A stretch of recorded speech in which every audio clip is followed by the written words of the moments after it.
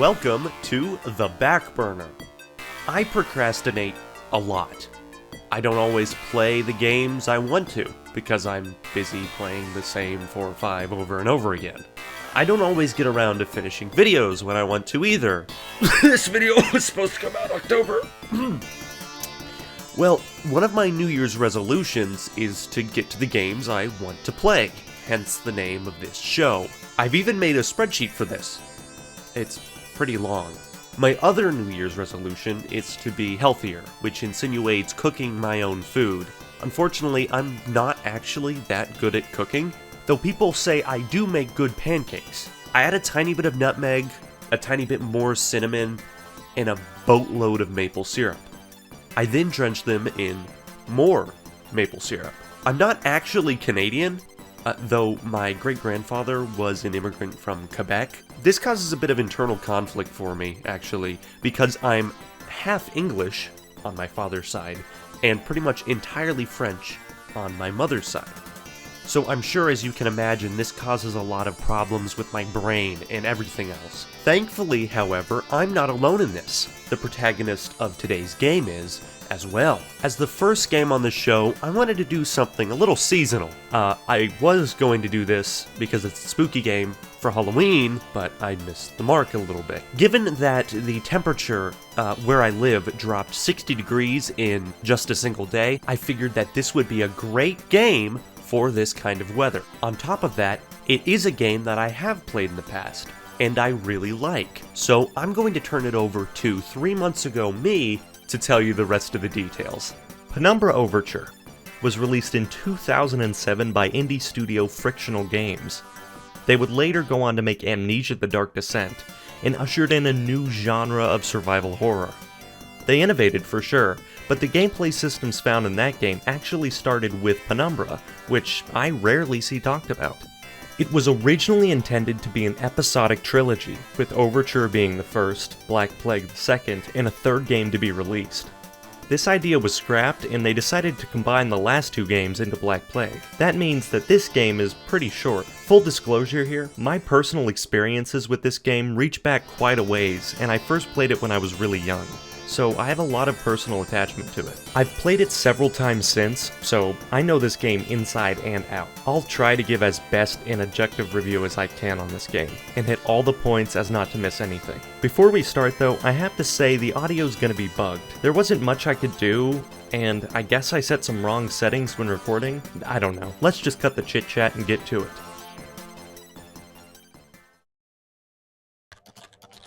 So the game starts, and we get a message being typed warning us not to make the same mistakes the writer made, and begins talking about his dad. His name is Philip. The wiki says his name is Philip Buchanan, but I don't know where they're getting that. We get information later that says his father's name is Lafresque. Anyway, what I'm getting at is Philip is half French, half English. See, it all comes together. Anyway, we're brought to the main menu. Some great somber music is playing, and an image of a funeral. Well, even if the music sounds a little off from the bugs of recording.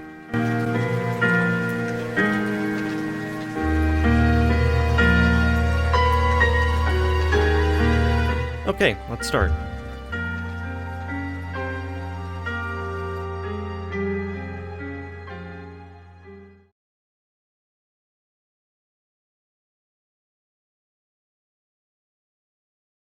For my part in this allegory, I'm not going to make the same mistakes my father made.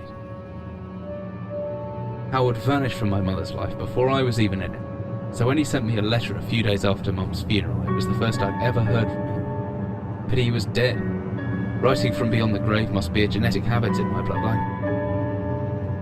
His letter contained a key, instructions, pleas for forgiveness. Yeah, that's a bit strange. Much use for absolution indecipherable. The notes, however, showed a location somewhere in uninhabited northern Greenland. It took me almost a year to book the last flight I'd ever taken.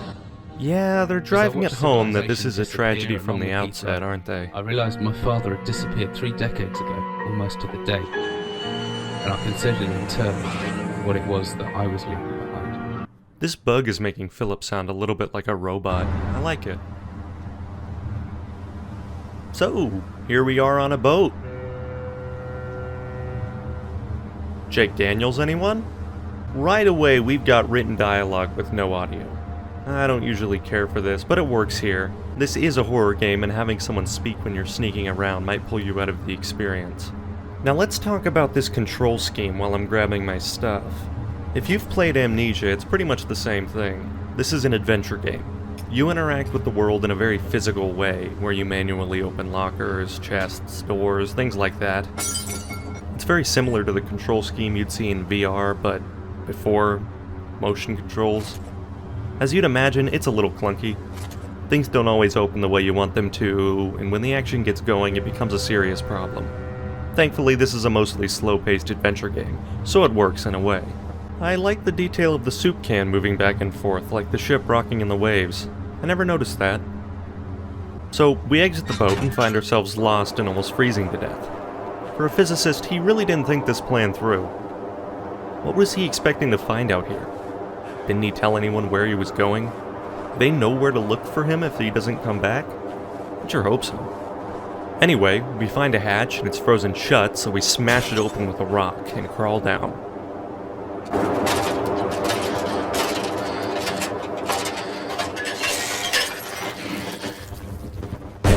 Fall down, apparently.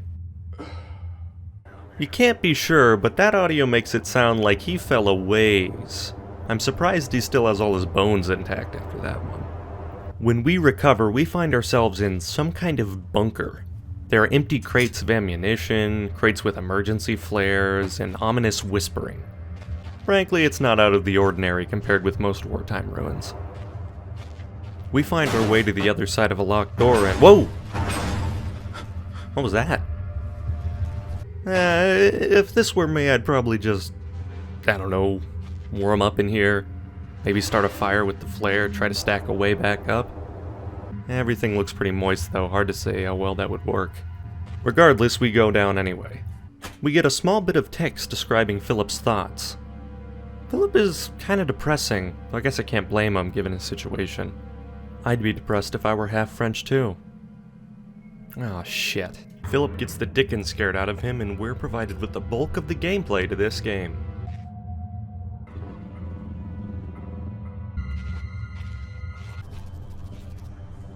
I'm gonna be honest, I'm not too fond of the whole hiding and sneaking around thing. I'm not a big stealth fan, and this is the main reason I never finished Amnesia. It's all a bit of a slog. Now, there is combat in this game, technically, but, well, we'll burn that bridge when we get to it. For now, we're aimlessly exploring the mines. And while it's pretty drab, it is quite fitting. The ambient music is fittingly creepy, and the whole game has a great immersive atmosphere to it. Like with Amnesia, the ability to immerse you in this world is the game's strong suit. It's genuinely creepy. After walking around and exploring, we find a door we can actually open and head inside. Immediately, I get a rush of relief when I see the sunlight. This game helps put things into perspective. As with Resident Evil safe rooms, having respite from the rest of the game's tense atmosphere is really nice. You really enjoy seeing those beams of light through the grate. Like Philip says, you start to miss even a brief look of the outside. Some notes tell us this was an old mine that was converted into a bunker during World War II, and that some funky shit's been going on in here, as the Major found a strange, light-emanating artifact, and there have been unusually high suicide rates in this mine, as well as symptoms of paranoid schizophrenia in many of the miners. This game already builds so much intrigue and mystery, and keeps it up the whole way without losing momentum. Unfortunately, most of this story is described through notes, as the game quickly becomes lonely. Now, I actually don't mind the notes in this game. It's an adventure game, the most you do is sneak around and be scared, and the notes let you rest for a moment to catch your breath. There's no real gameplay for the notes to keep you from. This isn't Dishonored. You don't have to drop everything to read what type of rat someone caught, only to go to another room and do it again. The notes are relevant to the main story, and even at their longest, don't really drag. It's generally interesting stuff. Another thing to note here, the art direction in this game is very good. This game came out in 2007, and it doesn't look great, but it works for the game. Everything is fittingly bleak and depressing, without feeling boring. For a 4-person team, they did a pretty damn good job here, and it works to further the atmosphere. Unfortunately, some of the textures look pretty rough, even for 07. So I decided to install an AI upscaled texture mod for this game, mostly to keep things interesting for myself as I've played this game so many times. It's actually a very well done mod, and doesn't make anything look too good that it stands out against the model fidelity. It just brings it up to more the standard I'd expect from the time. Anyway, we grab the key to the chest and grab a book about explosives. Yeah, you wouldn't see this on the shelves of Books A Million. As we exit, we hear a howling, and our protagonist freaks out. As he should. And now the gameplay of hiding begins. I should talk now about the horror aspect of this game. It's good. When I first played it, I was genuinely spooked. Waiting for the monster to pass, sneaking around, the threat of being caught out, it's all good. The game lets you use many things at your disposal to help. Objects you can throw, beef jerky, environmental weapons, things of that nature. And one other thing, but we'll get to that in a bit. We head on into the storage room and hear some chattering on the other side of a door.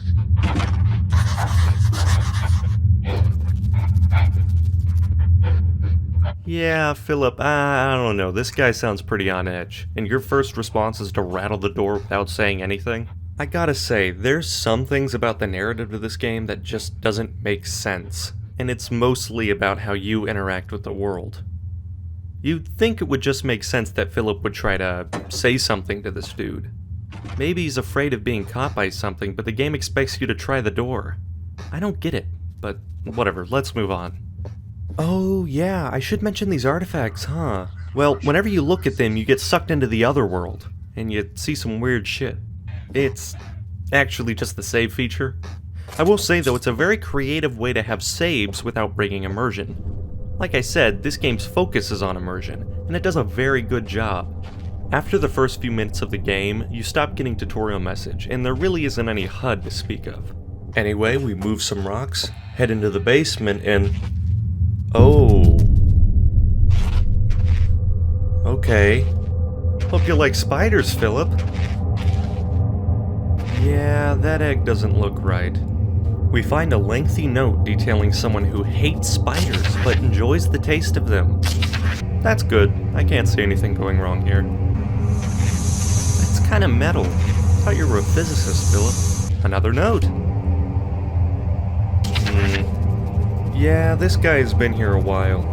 He keeps enjoying the spiders. We smash open the lock, shut off the steam, and get some lighter fluid. Lighter fluid evaporates pretty quickly. We're lucky someone didn't just leave the bottle half open. While we're leaving, we...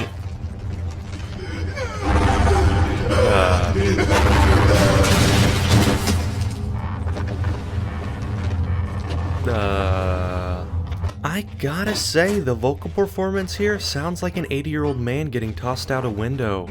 It's not good. Yeah, he's gone. It seems the notes were left by our friend in here. He's been enjoying the spiders, but it poisoned him, so he had to cut off his tongue. Ew. How long has this guy been here? I like his drawings. We use the key we got from our friend the Spider Hater and enter a new part of the mine. Part of it is caved in, so we need to find a way through, and Philip is thinking explosives. I can't think of anything going wrong here. We start making a fuse, find a pickaxe buried under a bunch of rocks. I have to say, I still love these occasional beams of light. We break our way in and destroy a barrel full of gunpowder using our pickaxe. Again, another great idea, and coat the string to make a fuse. More hiding. We find a barrel of TNT, light the fuse, somehow don't die, and we're on our way deeper into the mine.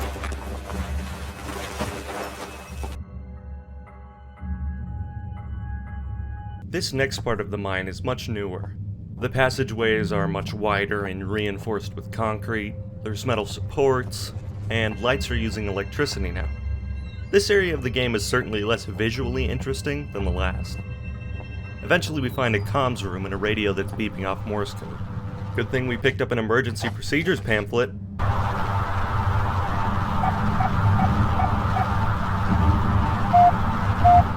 5738. We try that on the keypad of the gate, but there's no power. To the generator room. Here's a clever puzzle. You need to activate the switches in the right order using the manual you found earlier. Unfortunately, there's only vague symbols to represent what each switch means. Using deductive reasoning and a touch of trial and error, you manage to get the generator on.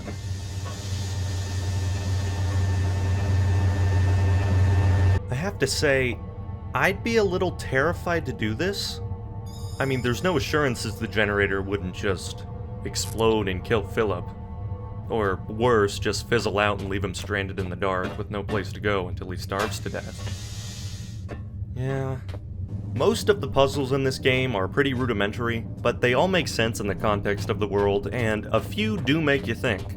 Not nearly as hard as old adventure games, and not as streamlined as a later Telltale game. As we arrive to the gate, we get a message from the radio we picked up earlier. Good day. Good day, can you hear me? Well, I hope that your ears are working better than your tongue. So A friend. At least, I think so. He speaks kind of strangely. Seems at least that we can't transmit to him. We punch in the gate numbers and get our shit pushed in. Yeah, okay, now's a good time to talk about the combat. As I mentioned, you can use mini environmental items to help fight against the enemies, mostly these dogs. You also have your pickaxe and hammer, but the action of actually swinging them is strange. You don't just click to attack, you click and drag to swing it. This makes fighting super weird because it locks your aim once you click, but a second or two to actually drag your mouse. Meanwhile, the dogs do an incredible amount of damage, even on normal, so it makes for a frantic and messy battle. This both kind of works and is incredibly annoying. You're not Doomguy or Point Man. You're Philip. Writing on a chalkboard and solving equations has not given you the biceps it should have, and now you're paying the price. It's all quite fitting, but if you're expecting fluid or, well, even good combat, this just isn't the game for it. Just run away. It seems our new friend's name is Red. By the way, you can call me Red. Red tells us everything we need to fuel a mining machine so we can progress. We head to a mining chamber so we can find a way to the storage room. Red gets mad at us, and it's here we get the idea that maybe he's not running on all cylinders. Admittingly cunning ways.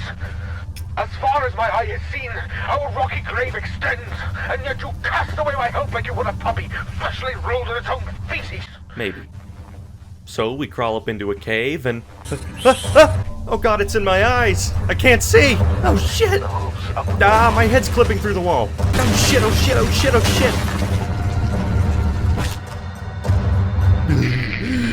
shit! There should be some insect repellent in that red and white cross box in that room. You know, I have a friend who posts pictures of their pet spiders on social media, and right before each, they put spiders in brackets like it's a Fallout skill check.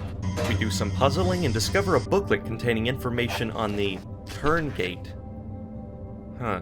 We get the stuff and fuel up the digger. And think... Huh? What? I like how it digs exactly where we need it. Now we're in the final area of the game. We get more spider caves, and a depressing note where some miners got trapped and died. Red's performance is actually really good. He's crazy, but he's still very sympathetic. May they rest in pieces, ruptured, decomposing pieces. We like Red here. Time for puzzles! And platforming. Yeah, I'm not crazy about these kinds of puzzles in particular. The platforming section isn't actually too bad, because there's no stupid jumps. After that, we find a freshly put up wall, which is a little strange given everything's aged thus far. We cut some chains and push the minecart down the convenient hill to smash through the wall. What were the minecarts doing here? What's the track for? This is a mine, and yet this is the first I've seen of these. What's this random room doing here anyway?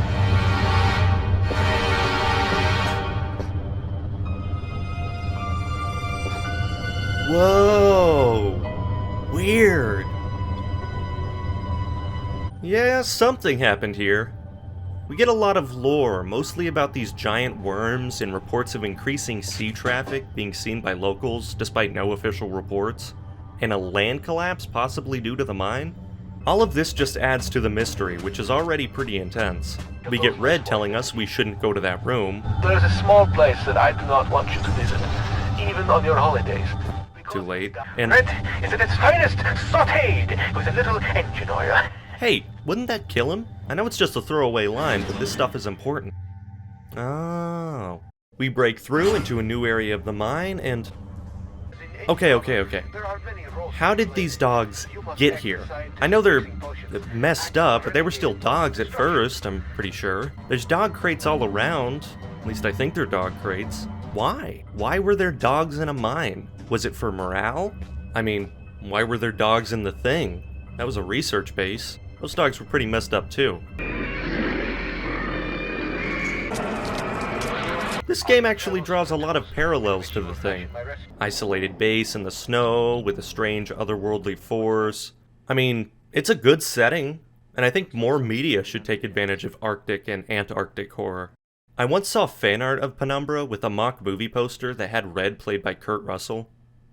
I agree. Red tells us he's a cannibal. I ate ravenously of biped meat that day, but Red promises feasting only began when the man became pungent. Okay. And now we get to one of my favorite parts of the game. This lake. There's no reason for me to like this area as much as I do. I think that, you know, at this point you've been underground so much. You can see the whole area. There's nothing going to pop out at you. It's nice and bright with beams of sunlight peering in. It's such a nice retreat from the dark, claustrophobic corridors we've had so far. It's also kind of surreal. I mean, this whole game is, due in part to its low graphic fidelity. Everything is kind of rough around the edges, or don't quite make 100% sense, but just enough sense to keep you hooked. It's honestly part of why I like the environment so much. A lot of PS1 games have this vibe too, you know, a great example being Silent Hill. This area, despite being graphically outdated, is beautiful and a nice break from everything so far. It's peaceful.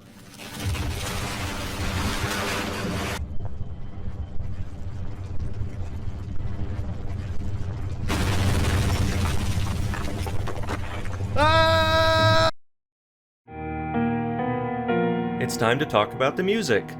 The music to this game is actually really great. Most of the tracks are fittingly droning ambience, and the danger track is a little stale, but the melodic tracks are pretty good.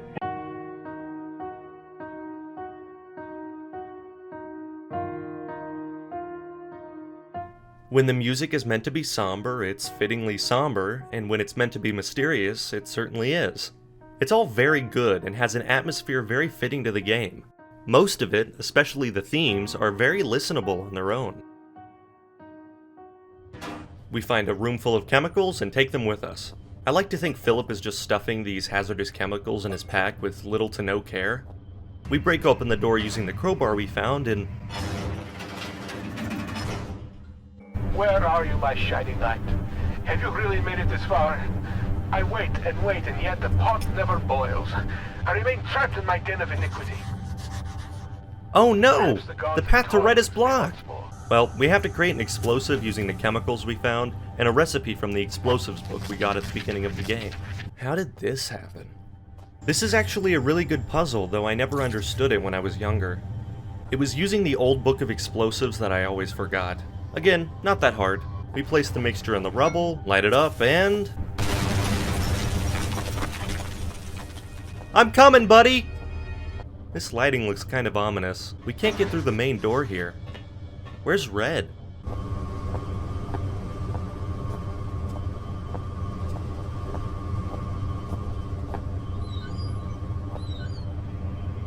Good evening. You actually came. There is much that should leave my throat box now, but words elude me. You came, you are so pretty, but I have been bad. But you must wonder why this metal burning timber is talking to you, and the voice you knew only is Red. For it is I, your companion, residing within. He looks different than I thought. You cannot know what it is you sought through the vast leaden doorway, or else you would seek anything else in the world. Oh. No. So he doesn't want me to move on, and he wants me to kill him? For chit-chats and marshmallows by the fire is ended, and I hope that soon so shall my life. I don't want to do that. I liked Red. No! Well, there's nothing you can do, so we hit the ignition and... Yeah, I gotta give the game points here. He wanted to die, but that doesn't mean that fire doesn't still hurt. He screams at you to shut it off, but you can't. So, yeah, that's suitably believable. He had a key on him.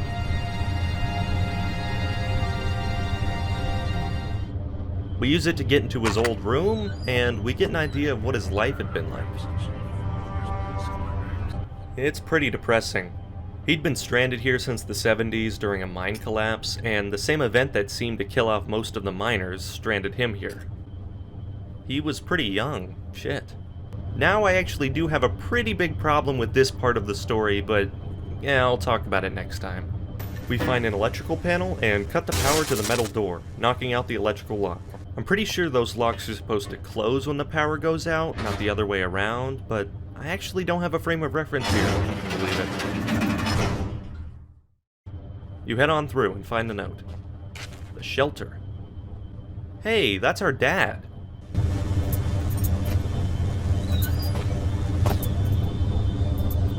This doesn't look good. Yeah, Philip, I don't know about this. Shit.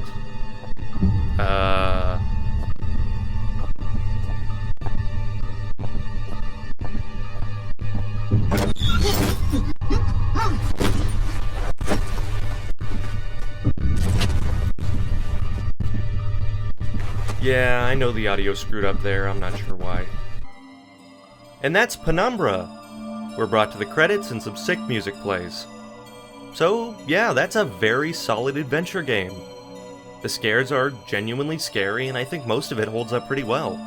The story is both very interesting and intriguing, but also a bit of a weak point, as we'll delve into more when I cover Black Plague.